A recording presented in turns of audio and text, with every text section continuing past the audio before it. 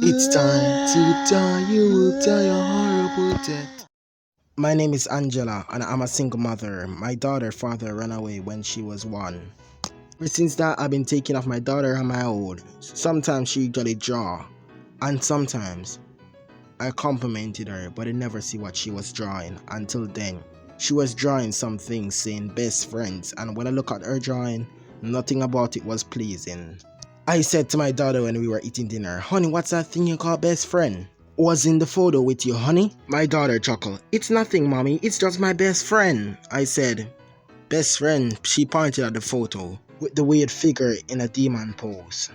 She munched on her food vigorously. "Hey mommy, do you want to play hide and seek?" And she munched again. She ignored the question. She acted like the photo didn't matter. I was kind of shocked to see my daughter's weird presence. "And my new best friend can play hide and seek." I said, "Hide and seek?" To be honest, it was a long day at work, and when I come home, I just wanted to eat my dinner and go straight to bed. I wasn't up for the playing, but true I want to see my smile on my daughter's face, I agreed. "Okay, mommy, hide and seek is gonna go like this. I'm gonna hide with my best friend, and you're gonna come find us." As she said, she hid it in the house, and I was the one to go find her. I said, "I'm gonna count to 10. 1, 2, 3, 4, 5, 6, 7, 8, 9, 10. Ready or not, here I come." And I can hear small chuckles through the hall. Mommy's so funny. When I was done counting, I forgot to put the fruit, what I carried from work, in the fridge. But I want to play hide and seek with my daughter and just go to bed, so I banged on the door to see if she's inside of that room. I said, "Open up, stop playing. I know you're in there. What are you doing? I know you're in there. The door's locked. Obviously you're in there. Hey, stop playing. This isn't funny anymore." And finally I got a tight grip on the door and then I banged it open. And I was breathing hard like a mad dog. In the distance, I see my little baby girl standing looking at me with a sorry face. "Mom, I don't think Mr. Nobody wants to play this game again." I looked at her. Her hands was dirty, covered in mud. To be honest, I was kind of shocked because where do dirt come from in this house? I stand here shocked in my tracks, not saying anything, but I know this would complete our hide and seek challenge. I say, "It's time to go to bed now, honey. It's late." But the look on her face said the word that she wasn't ready to go to bed. She said to me, "It's your turn now, mommy. You have to do it blindfoldly." So I decided and I agreed. So she walked back to her room to get the blindfold for me to put on my face.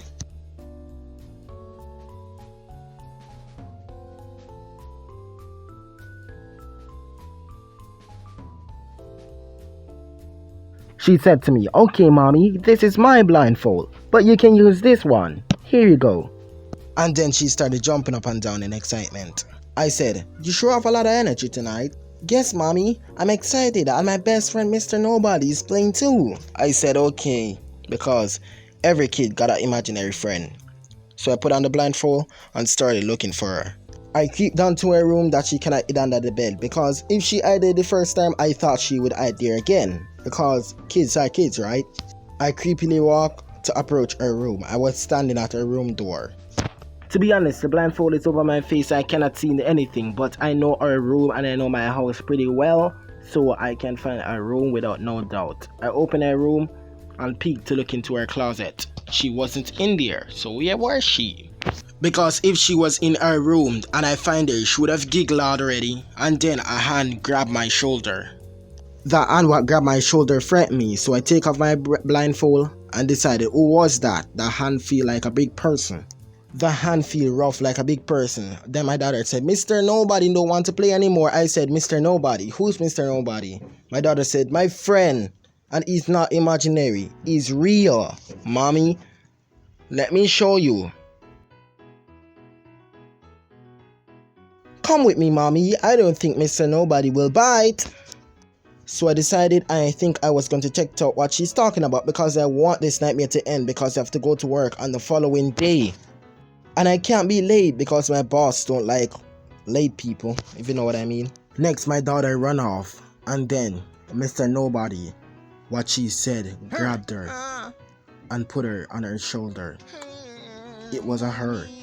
The ear in the back of my neck stood up because what she was talking about was real. Mr. Nobody carried my daughter on her shoulder like she was a little toy.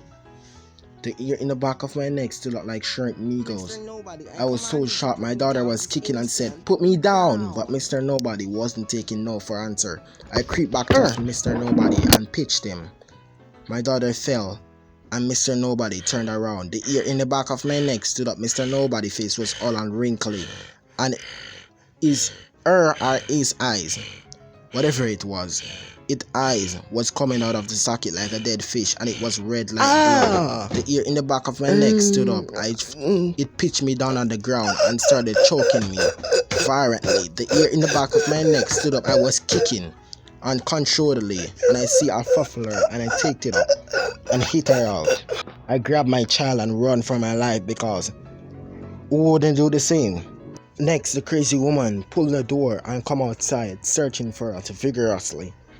I didn't know what to do, but I just held my child and told her to be quiet, because if she make a sound and Mr. Nobody find us, we will in deep trouble. I just hold my breath not to make a sound because I can hear Mr. Nobody footsteps, and next I smell smoke, and next the hair in the back of my neck stood up like sharp needles. I was so shocked, but I hold my baby tight, not letting her go, because if we were to die, I just want to tell her that I loved her, and she's the only thing that mattered to me in my life. The house was set on fire. Fire was coming out of the house, and on the inside was like the devil castle. Fire was coming from the chimney, and the fire was spreading outside. It was spreading really fast, and I know we need to get the hell out of here, because if we don't, we'll be toast.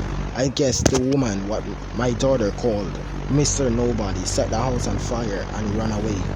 But I had a little sense. I wasn't letting my daughter die now. I see a little window, a broken window. I kicked out it completely and escaped through that. When I was out of the house, I finally know what's important to me, and I need to pay attention to what's important to me, because there's no one like my child.